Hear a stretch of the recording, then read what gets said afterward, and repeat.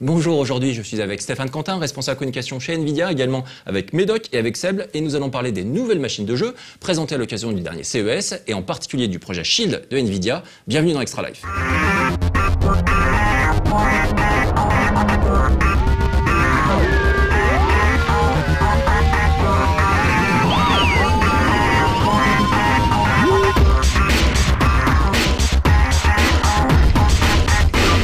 Alors, on va commencer cette émission déjà en faisant un petit point sur les différentes machines qui ont été présentées. Et donc, on a rapidement la Piston de Exile3, donc ça se prononce comme ça, qui est un peu présentée comme la première Steambox. On a aussi la Razer Edge, donc qui est une tablette gamer qui a été également présentée. On a la Unyu de Snakebite, qui est également une tablette gamer. On a la Ouya, qu'on connaît déjà depuis quelques temps et qui a fait l'objet d'une levée de fonds chez Kickstarter, via Kickstarter. Énorme, donc puisqu'ils avaient demandé 950 000 $, ils ont levé 8,5 millions, donc c'est juste énorme. Et donc qui est une console sous Android ouverte. On a aussi la Game Stick de PlayJam, qui est une console Kickstarter également, pas plus grosse qu'une clé USB. Et on a le projet Shield, donc évidemment c'est un nom de code, qui est également une portable ouverte. Est-ce que c'est, Stéphane, une console de jeu ? En fait, le concept de console de jeu en français veut dire aussi une machine fermée sur laquelle on va avoir un certain nombre de jeux qu'on va acheter dans l'avenir et puis qu'on pourra faire tourner que sur cette plateforme. Le concept de Project Shield, c'est complètement différent. C'est un périphérique de jeu sur lequel on va pouvoir accéder à des jeux soit Android, soit à des jeux via le streaming PC. Donc on ne peut pas vraiment appeler ça une console de jeu dans le sens commun du terme, puisque en fait on va pas avoir, Nvidia n'est pas éditeur de jeux, donc on va pas avoir un financement sur chaque jeu qui sort pour la Steam. Donc voilà, c'est pas tout à fait le même concept, c'est une console ouverte. Ce qui explique aussi le fait qu'a priori, donc on n'a pas d'informations pour l'instant sur le prix ou la date de sortie, on sera que ce sera le Q2 pour US et Canada, et donc un peu plus tard ensuite pour l'Europe, mais le prix de vente sera un peu plus élevé que les consoles classiques type 3DS, PS Vita, etc. Tout simplement parce que vous ne gagnez pas d'argent donc sur les jeux qui vont être vendus sur cette machine. Tout à fait, c'est exactement ça la grande différence entre une machine qui est fermée et une machine ouverte. En fait, c'est comme dans le PC finalement. Quand on achète un PC, on ne va pas le payer moins cher que ce qu'il vaut réellement parce que derrière, on va avoir accès à des softs beaucoup plus chers et que l'éditeur va en profiter. Nous, on n'est pas éditeur de jeux vidéo, donc on vend le Project Shield au prix, à son vrai prix. Et le projet Shield, en quelques mots, très rapidement, donc c'est on va dire, une station portable. Si on veut, périphérique de jeu, un terminal. Ça fonctionne sous Android, avec le tout nouveau chipset Tegra 4. Son look, c'est un peu une sorte de manette Xbox sur lequel un écran est attaché. Et on aura la possibilité de streamer ces jeux PC à partir du moment où on est équipé d'un PC avec une carte graphique Nvidia GTX GPU. Et voilà. Donc en gros, genre les différents points qui ont été communiqués sur le CES. Donc déjà en fait, donc le Shield, ça se présente effectivement comme une sorte de manette Xbox avec un écran donc 5 pouces capacitif à HD. On a évidemment tous les boutons, les contrôles et ainsi de suite. Donc ça c'est la base. Derrière on a le Tegra 4. Le Tegra 4 c'est quoi? C'est un nouveau processeur 4 cœurs Cortex A15 pour ceux que ça intéresse. Le Tegra 4 c'est pas pour les PC, c'est pour tout ce qui est smartphone et tablette. C'est pour tout ce qui est mobile. Parce que c'est un processeur ultra basse consommation finalement. Donc ce qu'on appelle dans l'industrie un SoC, un système on a chip. Sur le même puce, on va retrouver à la fois le CPU, le GPU, le Wi-Fi, tout plein de périphériques qui sont sur la même puce. Donc c'est ce qui équipe historiquement les mobiles, les téléphones portables ou les tablettes, tous les périphériques mobiles. Même les voitures, aujourd'hui on met du Tegra dans les Audi par exemple, pour les consoles de navigation. Donc le Tegra 4 c'est un SoC, donc on va retrouver dessus un CPU Cortex A15 qui est extrêmement puissant, c'est la nouvelle génération d'architecture ARM. Et puis à peu près aussi puissant qu'une PS3, c'est ça? Alors au global, c'est effectivement on peut avoir des images de qualité Xbox 360, PS3 parce qu'on a introduit un nouveau GPU GeForce qu'on appelle Ultra Low Power qui comporte 72 cœurs de calcul, nouvelle génération. Et là, effectivement, on a 6 fois la performance de Tegra 3, on a accès à une puissance graphique extrêmement importante. Donc on est capable effectivement d'afficher des jeux de cette classe-là. Stéphane, si tu devais comparer le GPU du Tegra 4 à un modèle de Nvidia du passé, ce serait lequel? On se situe à peu près dans les séries 7, donc les anciennes séries 7008, 7900, dans cette gamme de produits-là. On n'est pas encore dans les séries 7009, c'est la PS3. Voilà, c'est dans cette gamme de produits-là.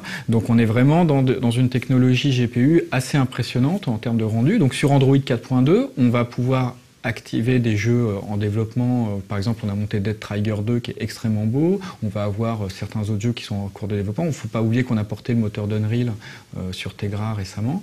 Et donc, on va enfin avoir accès à des jeux graphiquement vraiment de classe console de salon qu'on avait jusqu'à présent sur la Project Shield directement en mobilité. Donc ça, c'est une chose. Voilà, on peut aussi streamer si on veut des vidéos ultra HD, puisque c'était la grande mode au CES cette année, c'était les heures 4K. Voilà, donc le Tegra 4 sort en 4K, donc on peut très bien imaginer aussi sortir en 4K sur les téléviseurs. Ça, c'est une chose intéressante, c'est les jeux Android en mobilité partout, je les télécharge. Il ne faut pas oublier que c'est une tablette aussi, donc on a une tablette classique sur l'écran, c'est tactile. On peut aller sur Android Market, avoir ses bouquins, sa musique, tout ça. Ça reste un navigateur. Il y a un navigateur, voilà. Tu peux faire. On a développé, oui, au pad, un petit pointeur et ainsi de suite, un navigateur. Et puis l'écran est tactile, donc tu peux naviguer classique. Bon, ça reste un écran 5 pouces, mais c'est une tablette également, c'est une tablette Android classique. Ensuite, on a un des aspects, à mon avis, qui est encore plus important pour Project Shield, c'est ses capacités de streaming quand il est associé à un PC au sein de la maison équipé d'une carte GeForce dernière génération. Pourquoi ? Parce que les cartes GeForce dernière génération ont la capacité d'encoder en temps réel ce qu'elles sont en train de rendre. Ça paraît barbare de dire ça, mais ça veut dire que j'ai un jeu type Battlefield 3 par exemple, le jeu il est sur mon PC, il est rendu DirectX 11 tout à fond et tout super beau, la GeForce à l'intérieur de son GPU, elle va directement encoder en vidéo temps réel le flux qui va être distribué sur le réseau Wi-Fi de la maison. Et ce flux, je peux le récupérer avec Project Shield. Et alors, on travaille avec les éditeurs de jeux pour que les périphériques, on puisse le mapping, voilà, le contrôle. Et directement, sur l'écran 5 pouces, on a accès à la qualité visuelle on aurait eu sur son PC, directement dans son canapé. Et je joue à mon Battlefield 3, qualité PC dans mon canapé. Et si je veux aller encore plus loin, je peux aussi demander à ça d'être routé sur mon téléviseur.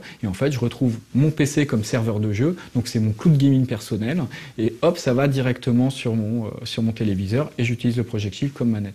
Donc ça, c'est les deux grandes différences par rapport à une console classique, on va dire, c'est qu'elle est prête pour ce qu'on appelle le cloud gaming, qui est un nom barbare, mais qui ouvre plein de choses, et effectivement, les nouveaux jeux Android qui vont exploser cette année. C'est pour ça qu'en fait, le Project Shield n'est pas un concurrent à une PS Vita ou une 3DS. Exactement, c'est pas forcément. Nvidia n'est pas éditeur de jeux, on n'a pas un jeu vidéo super fort, on travaille avec tous les développeurs parce qu'on est au sein de beaucoup de technologies modernes de jeux PC ou même de jeux console. Il faut pas oublier qu'on a fait la première Xbox, qu'on équipe le noyau de rendu de la PS3. Donc on est au cœur de ces technologies de rendu. Donc nous on a toujours travaillé sur la partie technologique, mais on n'a pas de jeu à nous en disant Nvidia, voilà, on n'est pas éditeur. Donc on n'est pas en concurrence frontale avec des consoles entre guillemets qu'on peut signer de plateformes fermées, puisque vous achetez une console X, et ben vous devriez acheter les jeux X pour cette console.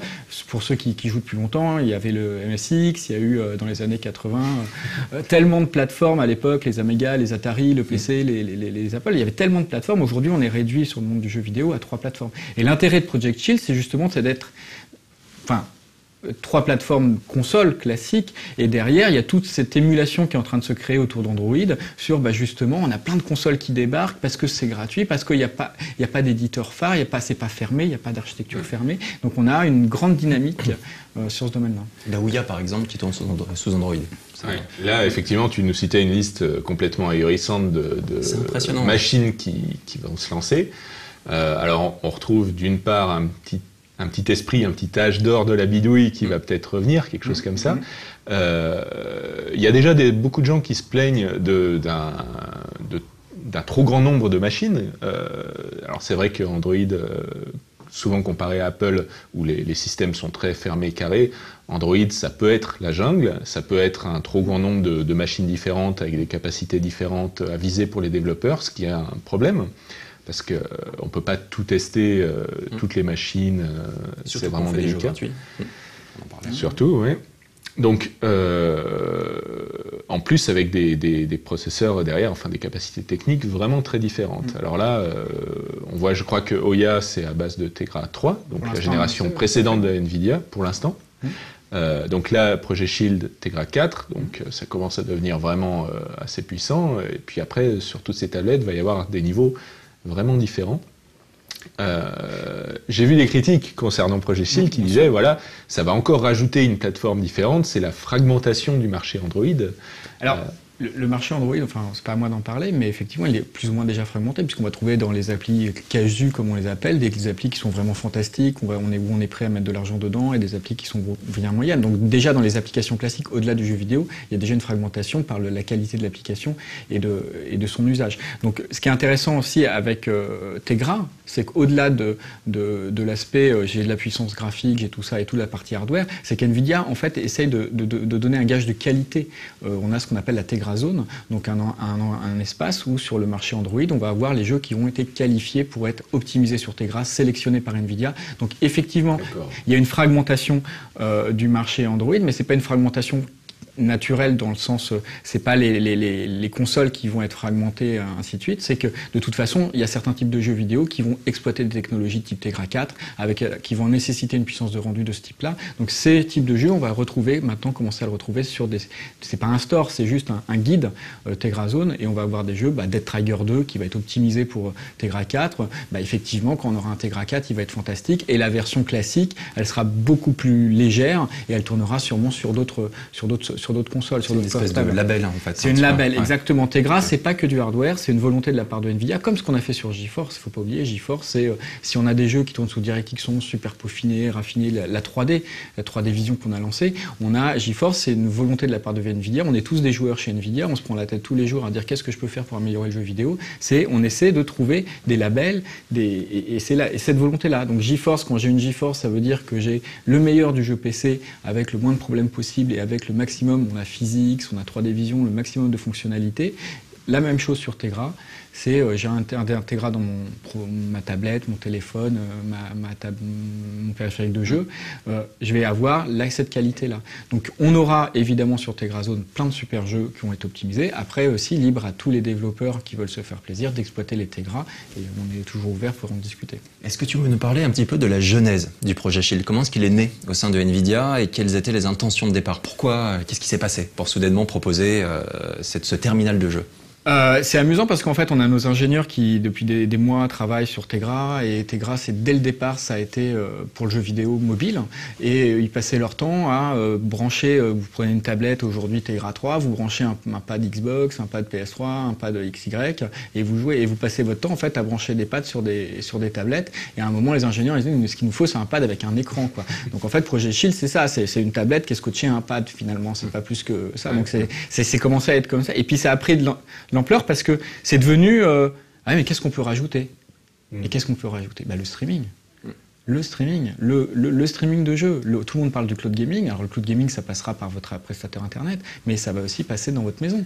Le cloud gaming personnel. C'est un peu le grand projet aussi pour même la prochaine génération de consoles. Peut-être pas celle qui vient, peut-être pas les PS4, les Xbox 720, mais celle d'après encore. Je pense que tout le monde va y venir en cloud gaming. Et je crois que justement, il y a un truc qui s'appelle chez vous le grid. Le grid, voilà. C'est quoi le grid exactement? Alors le grid, c'est simple. Comme je le disais tout à l'heure, c'est des serveurs. Voilà, des serveurs. Aujourd'hui, tout le monde veut faire du cloud gaming, mais le problème du cloud gaming, c'est on a des jeux quand même, des Battlefield, des gros jeux bien lourds, bien méchants. On a des GPU à l'intérieur des 680, c'est 3,5 milliards de transistors, et pour rendre chaque pixel à l'écran en DirectX 11 et tout à fond, il y a de la puissance de calcul. Donc il faut déplacer cette puissance de calcul dans des serveurs à distance. Et jusqu'à présent, les offres de cloud gaming étaient essentiellement basées sur du rendu CPU. Le CPU n'est pas là pour remplacer la carte graphique. Il n'a pas cette capacité-là aujourd'hui sur des jeux haut de gamme, AAA, les beaux jeux qu'on a sur PC. Et donc, on a imaginé Grid, qui est en fait sont des serveurs de GPU pour du jeu en cloud gaming. Et ça veut dire quoi? Ça veut dire que NVIDIA a toute une infrastructure maintenant qu'on va vendre directement aux prestataires de cloud, de services, donc les opérateurs, qui vont pouvoir, sur ces serveurs-là, lancer des jeux extrêmement beau, avec toutes les mêmes capacités que si le PC était près de votre télé, ou près de votre smartphone, ou près de votre Shield. Et c'est effectivement, Grid plus Shield, ça va ensemble. J'ai un serveur de jeu PC, Donc j'ai accès à toute la bibliothèque Steam, à tous les jeux qui vont bien téléchargeables. Alors évidemment, il y en a qui vont me dire ouais, alors tu joues pas à World of Warcraft sur une manette. Non, ça, je suis d'accord.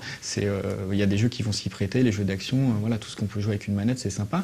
Mais la problématique étant, bah oui, mais bon, j'avais qu'un périphérique avec Integra à l'intérieur, c'est sympa, ils sont beaux vos jeux, mais moi je voulais jouer au dernier blockbuster qui est sorti sur PC et ainsi de suite. Donc là, en fait, Grid va permettre de rendre ça à distance. Et Shield ou une tablette ou un autre périphérique va pouvoir récupérer sa télé. Pouvoir récupérer aussi. Sa télé. Ouais. Sa télé. Là, vous êtes branché à une box télé aujourd'hui. Il y a déjà des offres de cloud gaming via certains prestataires aujourd'hui. Justement, est-ce que ça veut dire que Nvidia, via le Grid, va être concurrent au Gaikai ou au OnLive? Alors, on se travaille avec G-Cluster, par exemple. On travaille directement avec les prestataires qui ont travaillé sur ces technologies-là, mais on rajoute une couche qu'on appelle l'hyperviseur VGX, bon, c'est un peu technique, qui est la couche qui permet en fait d'exploiter les GPU Kepler pour rendre les jeux. Et ça, on peut allouer de façon dynamique. Bah, tiens, lui, il a un abonnement premium, machin, super gamer et tout. Bah, il a le droit à avoir 3 ou 4 GPU parce qu'il veut du 4K sur sa télé, donc il a besoin de beaucoup de ressources. Alors lui, il fait que du casu, il veut jouer qu'à ça, donc on va lui mettre une petite carte graphique de rendu, ça sera suffisant. Mais l'intérêt dans tout ça, c'est qu'on a réduit la latence avec cette technologie-là, ce qui permet d'accéder à des jeux sans latence, enfin avec la même latence qu'on aurait eu si la console était branchée directement à la télé. Donc on se situe, si tu veux, on travaille avec G-Cluster, avec ces gens-là. Donc en fait derrière on apporte des serveurs, donc c'est des serveurs Nvidia c'est pas Gaikai qui quelque part qui va t'offrir le service en France, ça va être un opérateur de câble opérateur classique qui va te dire bah tiens aujourd'hui moi je vois chez certains prestataires sur les box ADSL, c'est exactement ça. Sur la box ADSL, j'ai aujourd'hui un service de cloud qui est pour l'instant limité à des jeux un peu simples. Graphiquement, pour l'instant, ça marche pas trop. Il y a le temps de latence est très important. Il y a un temps de latence, donc ils ont sélectionné des jeux qui étaient plutôt propres à être jouables sur cette solution-là. Avec Grid, on va passer dans la catégorie supérieure. On va pouvoir jouer au AAA classique sur sa télé avec la qualité qu'on attend d'un jeu. Il y aura toujours, par contre, la latence de la connexion Internet. Tout à fait. Ça, on peut pas y couper. Donc ça reste un challenge. Ça va pas remplacer. Le cloud gaming ne remplacera pas le jeu vidéo tel qu'on le connaît aujourd'hui, puisqu'il y aura toujours des endroits où ça sera pas fibré, il y aura pas un temps de latence. Après, si on est dans des grandes villes qui vont être fibrées, clairement, on n'aura plus de temps de latence, on aura des choses qui sont très bien. Aujourd'hui, ça restera effectivement dépendant de ça. Mais on a diminué ce temps de latence qu'on avait jusqu'à présent sur la qualité du rendu pour traverser. Je ne savais pas, moi, que c'était du rendu CPU dans ces fermes de cloud gaming. C'est complètement ahurissant. Et effectivement, je conçois que ça a pu être un problème par le passé. Ça a été parce que après c'est très technique, on pouvait pas virtualiser les GPU. Enfin, il y a plein d'acteurs dans ce domaine-là qui travaillent, c'est en pleine effervescence parce que on parle de jeux vidéo, mais il faut savoir que Nvidia est leader aussi dans le domaine du rendu 3D professionnel. Donc on travaille avec des gens sur Katia, Dassault Systèmes, enfin des gens des rendus. Et eux, ils travaillent aussi sur des systèmes de cloud, de serveurs cloud. Donc on est aux confins de ça doit les intéresser. Ça les intéresse puisqu'ils évitent pas mal de choses. Et ce qui est intéressant dans Grid, c'est qu'avec le Shield, c'est qu'on a effectivement cette petite son PC à la maison qui va devenir son Grid privé en fait. Donc j'ai un PC avec ma GeForce, j'ai mes 200 jeux et j'ai mon Grid privé sur lequel je peux. Alors juste parce que ça parle depuis tout à l'heure. C'est très technique avec du GPU, aussi, du CPU, j'ai mal au crâne. Simplement, c'est juste une remarque peut-être sur des problématiques un petit peu triviales. Vas-y. Mais si j'ai bien cerné le Project Shield, il y a un truc qui me vient à l'esprit. Tu parlais tout à l'heure par exemple d'un Battlefield 3 qui aura un rendu comme si tu jouais je veux dire visuellement comme si tu jouais sur ton PC et tout ça. Mais un joueur qui joue donc à Battlefield 3 sur son PC avec la manette de Project Shield, il va se faire, les gens vont se moquer de lui sur l'internet. Tu veux dire parce que sur un jeu PC, un FPS sur PC, tu joues pas. Oui, alors après voilà, j'ai pris Battlefield 3. Bon, il y a les fans de Battlefield 3 PC, j'en suis. Donc moi, je suis un joueur de Quake, donc me parle pas de manette. Donc voilà, mais du coup, ce que je veux dire, non, mais j'ai pris Battlefield 3, mais ça pourrait très bien être Need for Speed. Oui, voilà, ça peut être FIFA, ça peut être. Mais du coup, ça coupe toute une partie. Il y a toute une partie, tout un catalogue. Mais Doc, tu sais que sur PC aujourd'hui, bon, alors ça c'est influence Microsoft. Depuis que tu peux brancher des manettes Xbox facilement, que les jeux ont des portages Xbox PC relativement simples, avec DirectX. En fait, de plus en plus souvent, parce que le jeu est développé aussi sur console, la manette Xbox est supportée sur PC ou manette X standard. Et ça commence, pour pas mal de jeux, à devenir une alternative, ma foi, intéressante. Oui, j'ai vu des gens FPS, pixel près, bon... bien sûr. Voilà. Mais ça ne veut pas dire qu'il n'y a pas de gens qui aiment ça. Pour être tout à fait clair, j'ai pris Battlefield 3 parce que c'est le moteur graphique le plus évolué en ce moment. Donc graphiquement, c'est ce qui se fait de plus beau sur PC, si tu veux, à l'heure actuelle, en attendant Crysis 3 et d'autres qui vont sortir cette année. Mais voilà, je suis d'accord avec toi. Il y a de toute façon le pur joueur PC. S'il n'a pas envie de jouer à la console dans son canapé, il ne faut pas qu'il achète Shield. Voilà. D'accord. On est bien d'accord. Mais du coup, je trouve ça bien, honnête de ta part de. Ah mais on est des joueurs. Non, parce que tu as d'autres genres aussi. Je veux dire, un RTS. Tu je crois que XCOM, en tout cas, quand j'avais joué à la démo, c'était avec les contrôles, la manette Xbox. Quand ça nécessite pas d'avoir du réflexe, du skills et tout, il y a aucun problème. Mais après, quand tu rentres dans un délire d'action par minute dans un RTS, par exemple. Avec ta manette aussi. Mais un action-aventure, tu vois, c'est sympa.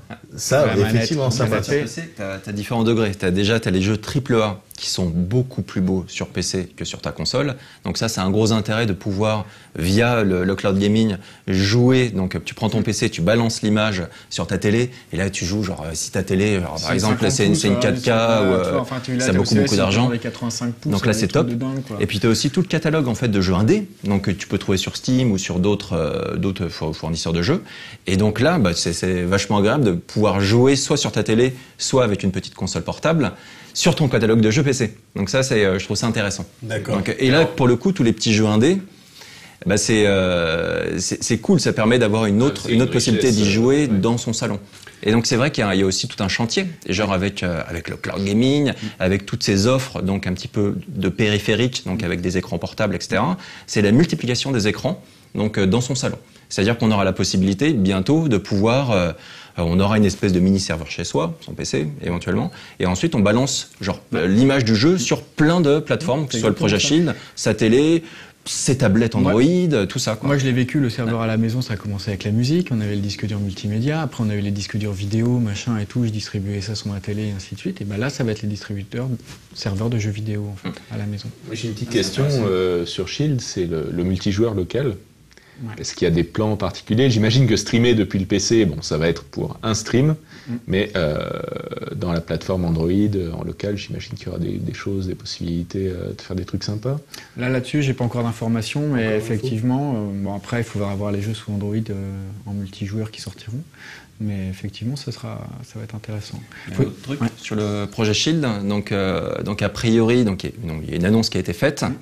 Le premier terminal, on va pas dire console de jeu, le premier terminal ne sera pas 3G ou 4G, mais par contre il y aura éventuellement d'autres modèles qui sortiront plus tard et qui nous permettront de jouer dans la rue, ce genre de choses. Donc, le Tegra 4, il n'y a pas le modem en fait dans le Project Shield aujourd'hui, parce que Nvidia fait aussi des modems 4G qu'on appelle i500, et dans celle qu'on a présenté, il n'y a pas le modem, mais effectivement c'est une évolution qui serait somme toute totalement logique sur l'année, d'avoir une version, je peux sortir et je me connecte à un réseau 4G LTE qui a un débit de malade, et là je pourrais très bien accéder à un grid on-air en fait. Okay. D'accord. Donc ça veut dire que pour le moment, le Project Shield... Ça reste à la maison. C'est à la maison. C'est à la maison. Enfin, c'est à la maison si tu veux profiter des jeux.